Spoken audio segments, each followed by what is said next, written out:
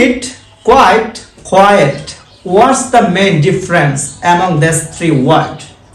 Actually, these three words look and sound almost the same but different meaning. So let's get to know the difference among this. First of all, quit. Q-U-I-T. Quit. It's a verb. It means to stop doing something or leave anything. Quit হচ্ছে একটা verb, এর অর্থ হচ্ছে কোনো কিছু ছেড়ে দেওয়া। For example, the doctor advised me to quit smoking. Doctor আমাকে ধূমপান ছেড়ে দেওয়ার পরামর্শ দিলেন। I have decided to quit this job. আমি এই চাকরিটি ছেড়ে দেওয়ার সিদ্ধান্ত নিয়েছি। আশা করি বুঝতে পেরেছেন। Next, quiet. Q-U-I-T-E. Quiet. It's an adverb.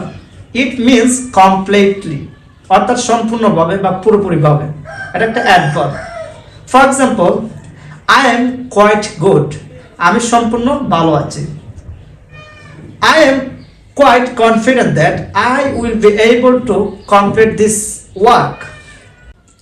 আমি পুরোপুরি আত্মবিশ্বাসী যে আমি এই কাজটি করতে পারবো। Finally, quiet.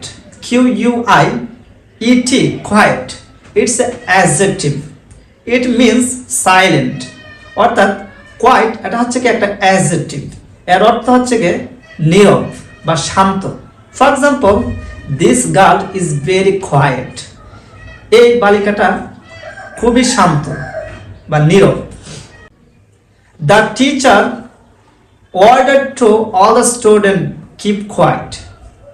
শিক্ষক সকল ছাত্রদের নীরব থাকার জন্য আদেশ করলেন।